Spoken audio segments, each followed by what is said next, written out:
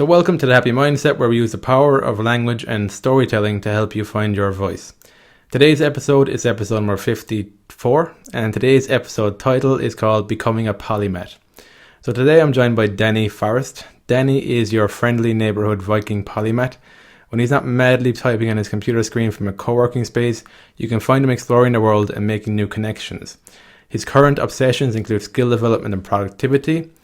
Danny is an obsessive learner and has created his own plan to learn 3 new skills a month, which he's been perfecting for the last year and a half. So on today's podcast, Danny talks about the world of a polymath. He talks about why he decided to learn 3 new skills a month. More importantly, how did he go about doing that? He talks a little bit about the 9 different types of intelligence, and we talk a little bit about Josh Kaufman and the 20 hours rule that he articulated when it comes to skills development. So I hope you enjoyed today's episode. If you want to head on over to Facebook, you can join the Happy Mindset group there. And if you enjoyed today's podcast, leave a rating and a review so more people can find the podcast. And last of all, I hope you enjoyed the podcast. And thanks again for listening. Thanks for joining us today, Danny. Hey, thanks for having me, Dennis. My pleasure. So my first question is, who are you, Danny, and what are you doing in the world today?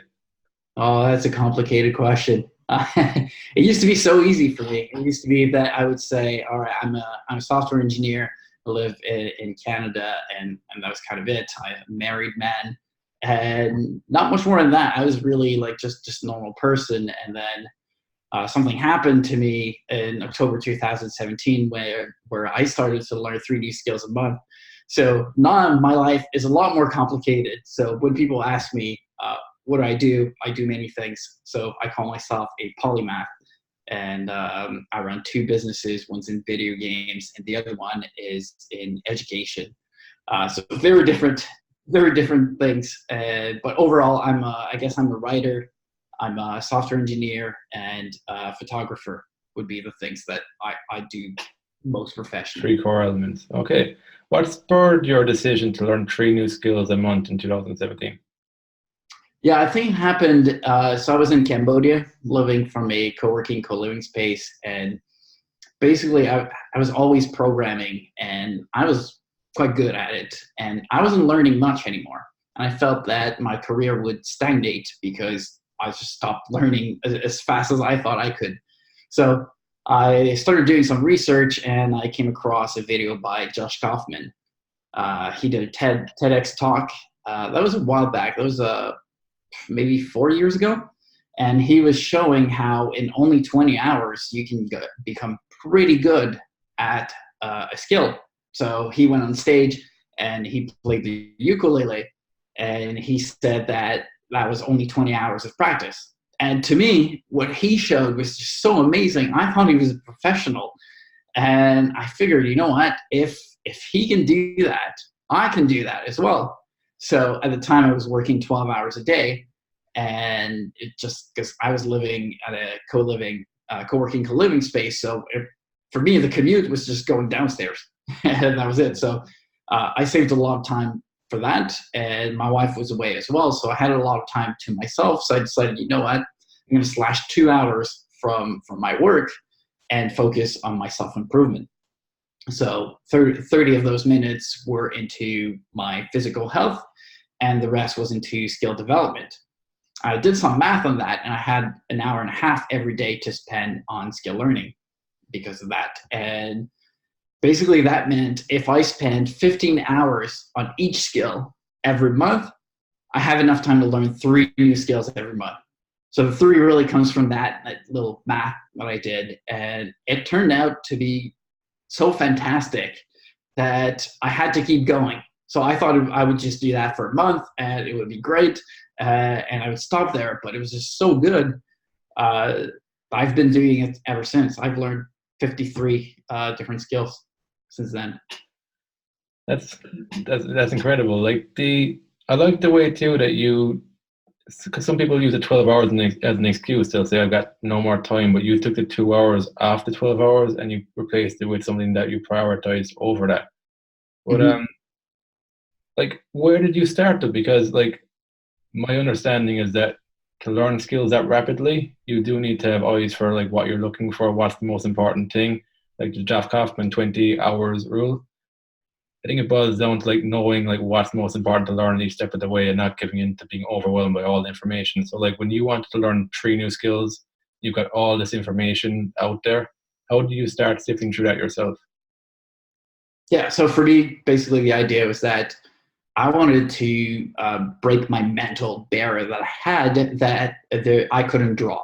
So that was one of the first skills that I wanted to start with, because as a logical person, I had done basically just programming and software engineering, that kind of stuff. So I was like basically completely left brain.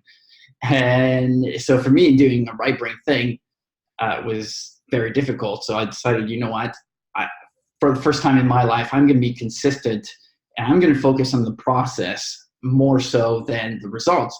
So I think you were mentioning that just before we started recording. It's about a habit, and so the habit is more important than the actual process. The process is actually more important than the result. So I decided I'm going to learn 3 things for drawing, because drawing is very big. It's a topic. It's not a skill. So for me, when I talk about drawing, the idea was that I wanted to sketch, I wanted to do line art and coloring, and all that using Photoshop. So the reason this made sense for me was because I knew how to use Photoshop already. I had some basic knowledge of that, and I was very good at moving my mouse. It sounds ridiculous, but it is a subskill of drawing if you're going to be drawing with mouse. So by being able to be very precise with the mouse and using the keyboard shortcuts on Photoshop, and things like that, it made sense for me to learn that in 15 hours. So when people tell me I want to learn drawing, what I ask them is, what subskills in there can you learn? And what do you already know to make this happen? And a lot of times people are not aware of these things. And so when people tell me I want to learn writing, I'm like, yeah, but what? What specifically do you want to learn about writing? Do you want to learn about blogging? What type of blogging? Do you want to learn better grammar? Do you want to learn new words, new vocabulary? And people are just don't break it down enough. And they think that because of that, it takes, I don't know, hundreds of hours to learn a skill. But learn a skill really is the ability to do something well. It's really all it is. It's an action that you can measure how good you are at. So moving the mouse, it's a skill. Using precision, moving the mouse, it's actually a skill. When people look at throwing a basketball, they think that this is the smallest component, but it really isn't. To become good at throwing basketball, you got to learn how to jump. You got to learn how to flex properly. You got to learn to release and calculate distances, calculate force, and all that kind of things. So people who want to learn basketball, shoot a basketball, they just try and they don't think about the movements behind it, the calculation behind it. But the truth is, you're going to learn by breaking it down as much as possible. So that's basically when I started. I started breaking down every single skill that I wanted to learn. Was that the first time you saw like a benefit to a logical skill in a creative, something that you saw as more creative with drawing? Even though programming is creative too, you can look at it that way too. But was that one of the first times you started seeing logical and creative skills are quite intertwined? I've never thought about it. So I came across recently a concept that I actually wasn't aware of when I actually started this approach, which was the 9 different types of intelligence. So I'm not sure if you're familiar with that, but it's what's his name? Howard Gardner. So he came up with that theory that there's actually 9 different types of intelligence, and we can see that IQ tests are good to test one thing, and that doesn't mean you're not intelligent if you don't succeed at an IQ test. So he identified 9 different types, which includes I forgot. It was like spatial something, linguistics, creative stuff, logical stuff, and for me, when I started learning the 3 skills, I decided that I would break it down into 3 different types of skills work in different parts of my brain. so that I wouldn't be completely drained at the end of the day doing all logical stuff or all creative stuff. I would basically do, so the first month I did drawing, which is creative, but also probably spatial. I learned Spanish, but more specifically the past and present tense, past and future tenses, and what was the categorization using machine learning. This one was more on the logical side. Okay. So whenever I try to learn new skills, I try to think about these 9 intelligence now. Well, so you look at the type of skill it is, because you were saying that they re-energize you when you're working creatively in one aspect and things and logically in another. Like how does that actually work? Like another thing like I'm curious about is that like a lot of us might have a conditioning that we see like skills development as like a chore and something we have to do, and we do it because of like we'll be acknowledged because we've got some great skills and stuff. But you're talking from a point of view you actually enjoy this. Can you explain a bit more about like where's the enjoyment coming from for yourself? It's easy. The wins, the sense of progress right away. Like I do it in the morning, and the first thing that I do, I win. I practice the ukulele. I practice a new chord. After practicing for a while, it works. I practiced salsa dancing for a month, and I was actually learning new moves every single session, and it's just so motivating. The dopamine rush that I get from just winning right at the start of the day basically sets my day for maximum success. I've got so much energy after. How do you think about like incremental gains and exponential growth? Where do you see that come into play? The intersection between the two. Can you go more in details? So like I think from my experience is that sometimes you'll go through like a dip, so like you'll get incremental gains, and then after a while you kind of like plateau. But then when you keep persisting because you're focused on the process, and again you'll reach another kind of you'll up level, but it's hard to quantify. Have you had that kind of experience where like you've just kind of been going through the motions, you're getting some gains, but then you kind of dip, but then all of a sudden everything clicks again and you go on to the next level? Yeah, absolutely. After 15 hours, I found that that's basically where the dip happens.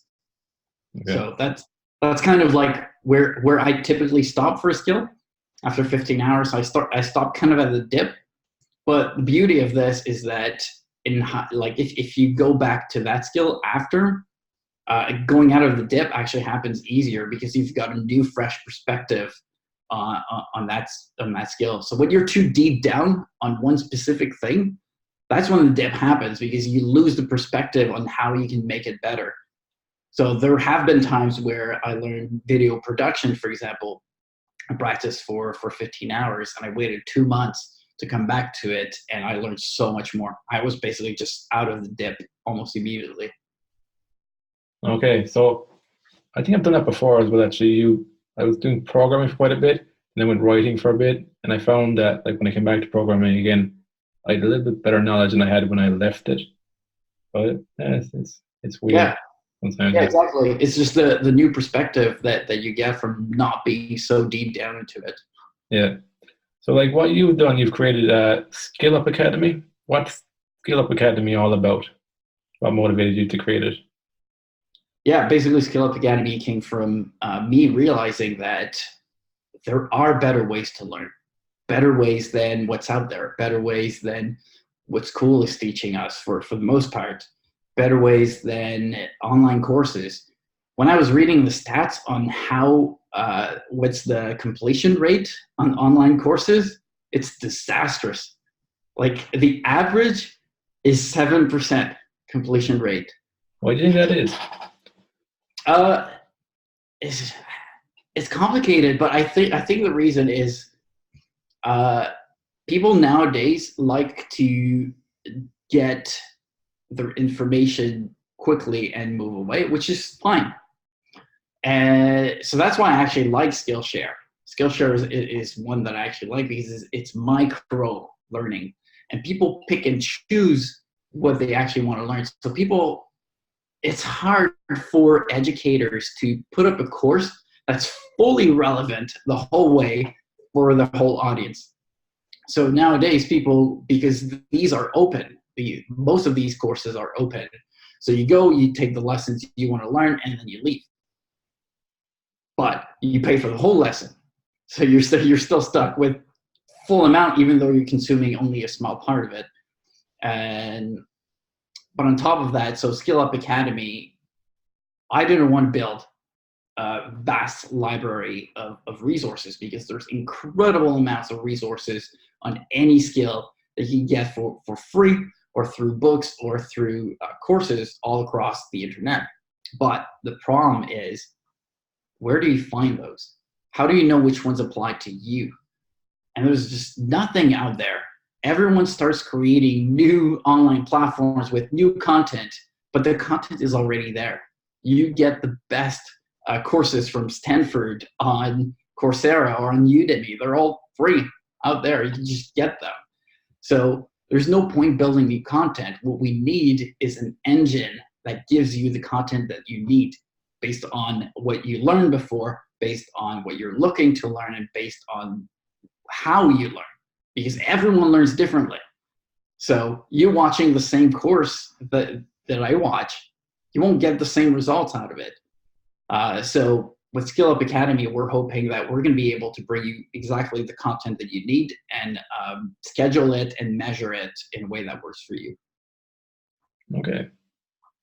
Do you see a difference between like passive learning and active learning? Yeah, certainly. I mean, active learning for sure is you retain a lot more.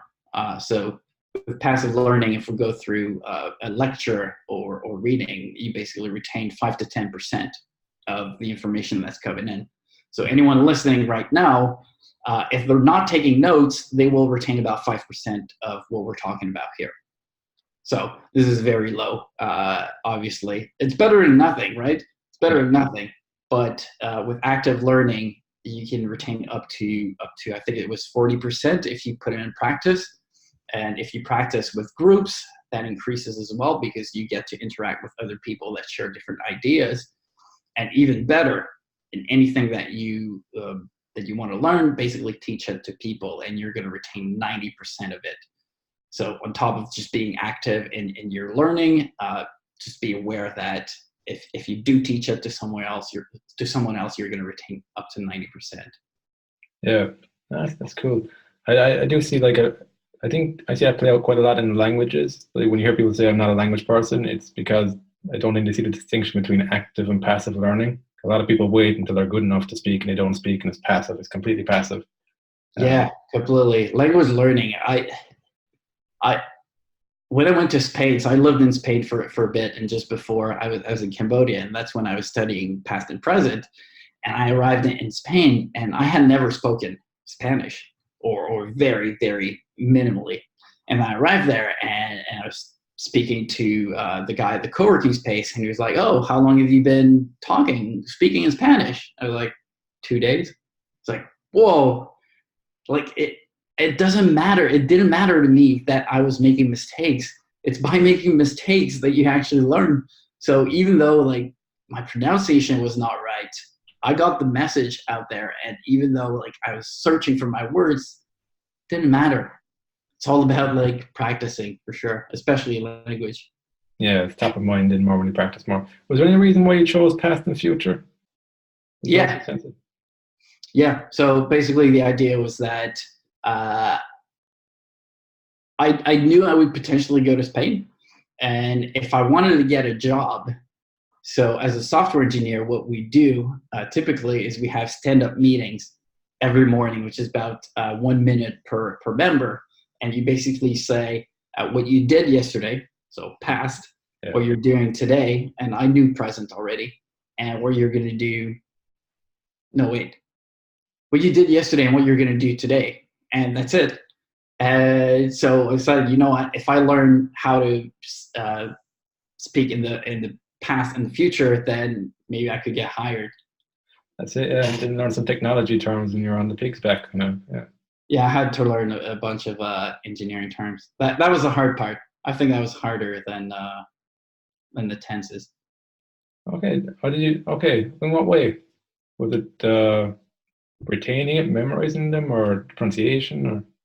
Yeah, memorizing. So people think that I do learn skills really fast, but the reason is not because I have incredible memory. In fact, I would say I have a normal or almost deficient short-term memory, and so yeah, the memorization for me is hard. It's hard for me to move it from short-term to long-term.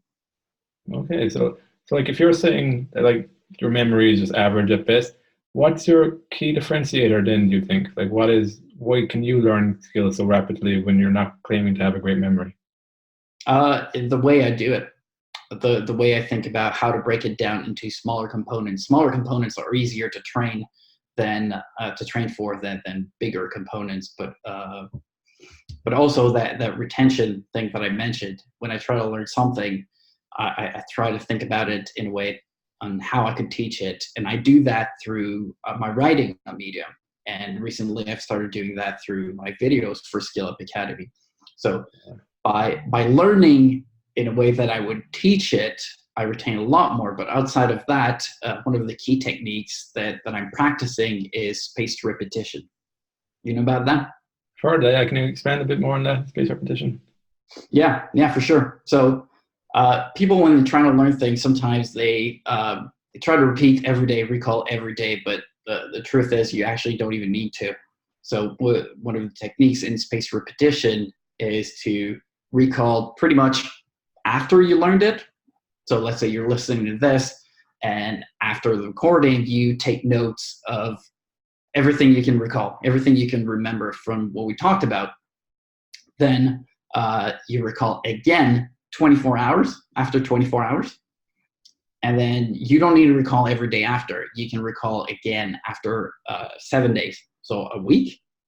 And then basically your forgetting curve keeps jumping back.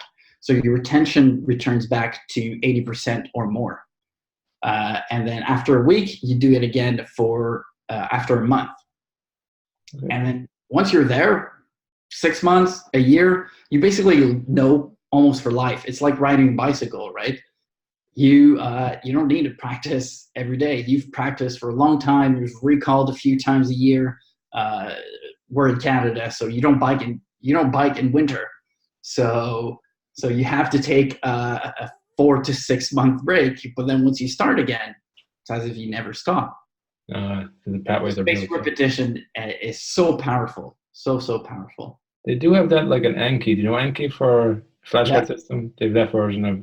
I think it's like if you get it right, it won't test you for another 7 days. If you get it wrong, something like that. Get it wrong, it'll test you tomorrow. Yeah, Anki is amazing, and if you use language learning apps like Duolingo, they actually have that built in without you knowing. So, if you guys use Duolingo and you see after a while that your progress is going down, it's because your retention is actually going down. You actually have to practice again. Okay. So how about self-awareness? Do you think self-awareness is important when it comes to learning new skills? Yeah, definitely.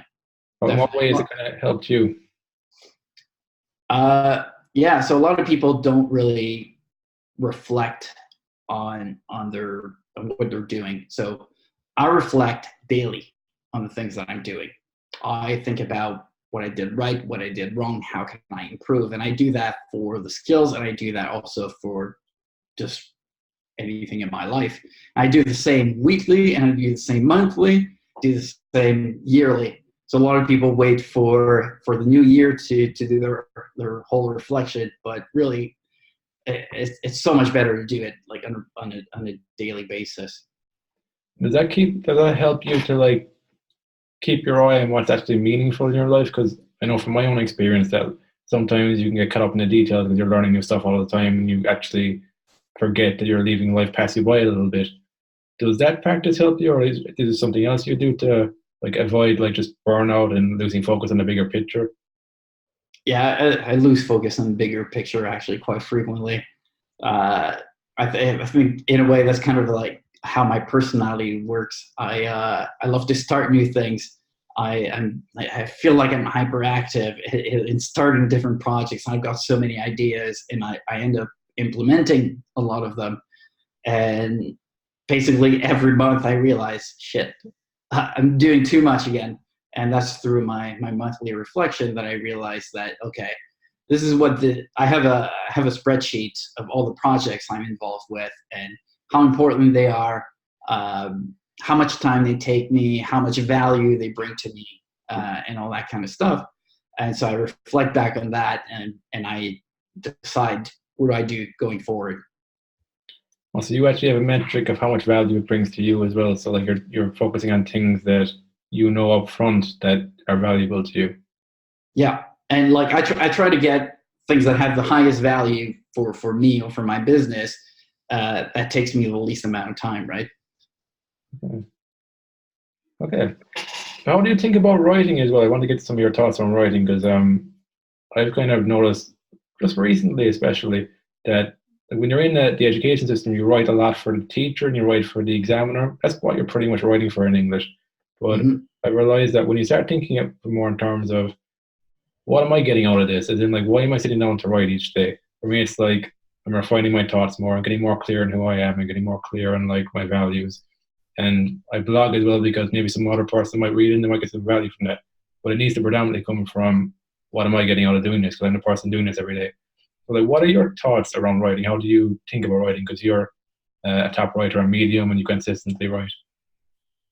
Yeah, that's a key, consistency. For me, it was just a skill I wanted to learn. That I wasn't good at writing in English. My first language is French, and so for me, it was just it's an important skill. That's the way I see it. It's such an important skill in life that it's one of the biggest way we communicate through writing.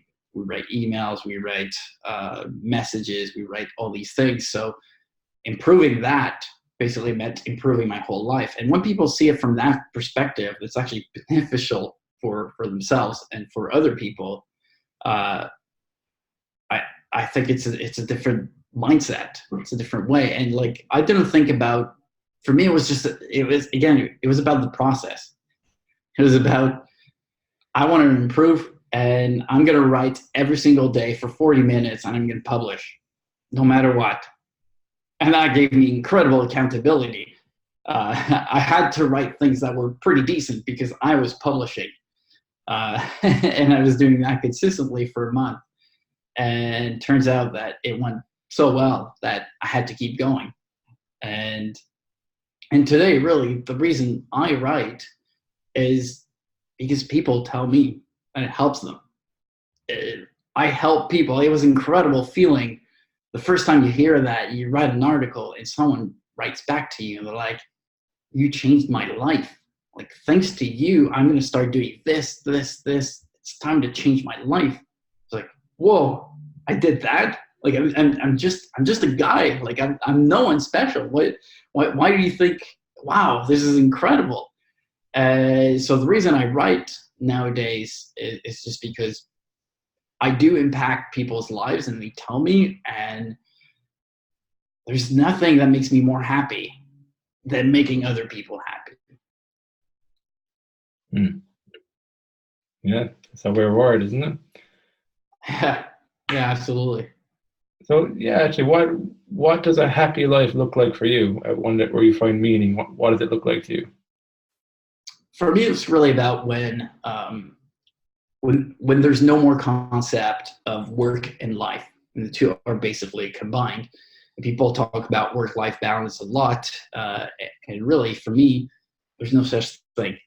For me, currently, there's no work-life balance. Currently, for me, both are life, and I find that amazing. So I don't like the word working because it feels like it's something you don't want to do. I typically say productive activities instead of working. It's things that works towards a goal. So it's not work for me. So everything that I do is something that I want to do, and for me, that's what brings me the most happiness. Just doing things that I want to do that helps other people. That's good. That's how you look at it. Yeah. Do you think everybody could be a polymath? Yeah, that's a good question. you have to see the value in it. And so I recently wrote about the differences between a polymath, a jack of all trades, and a master. And there's no right or wrong. All three of them are completely fine. All three of them, you can succeed in life and basically just combine work-life balance through all three of them. So uh, I guess everyone technically can with a mindset shift. Yeah, I think some of the obstacles too, society is so quick to put us into boxes of like specializations. And I know from my kind of path, I've shifted through different things all the time, and it feels like I'm not making any progress here. But then I see that I'm looking at things in different ways because it's my strength, yet it's also my stumbling block sometimes too. I feel of like because the world tends to look at specialists and see their value a lot quicker than somebody who has a lot of knowledge in a lot of different fields. And I think the onus is on that person to figure out then where do the fields interconnect and where do I actually find my value here.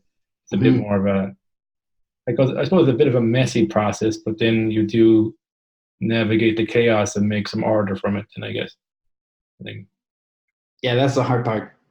yeah, but it's also I suppose, the mindset shift. It's also the adventurous and the rewarding part as well, if you want to look at it that way.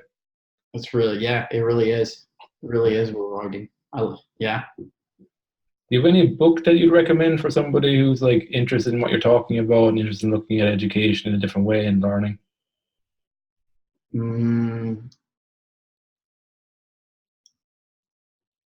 It's not really directly related to that stuff, but what I love to read, what I almost exclusively read, is biographies. Why is that? Why is that? It's so interesting to hear about people that you think have everything figured out, and in reality, they don't. They struggle just as much as you and I, and we place them on a different level when in reality, they're just people.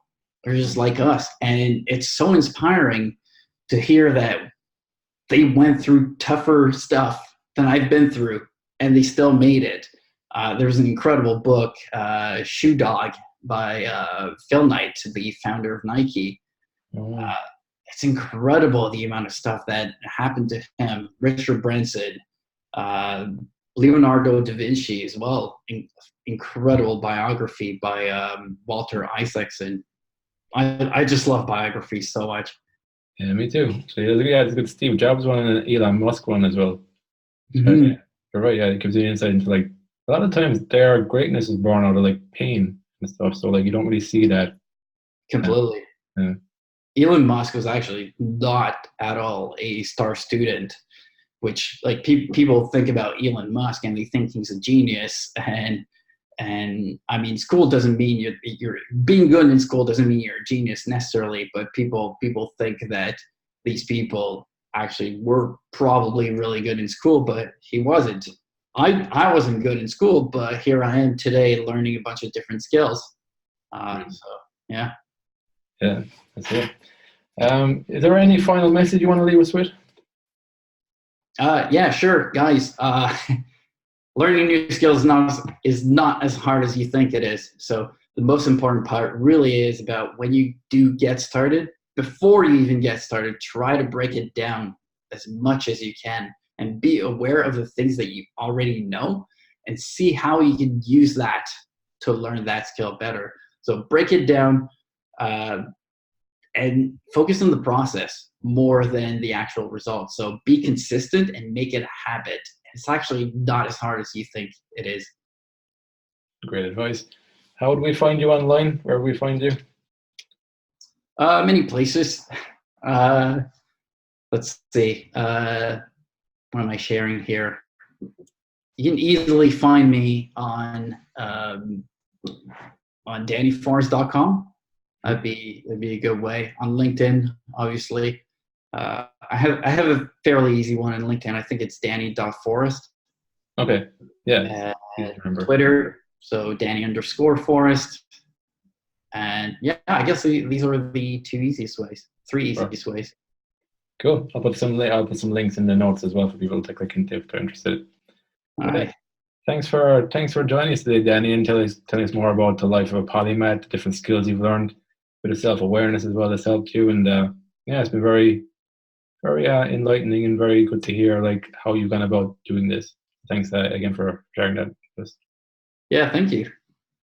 So until next time, have fun and enjoy the process.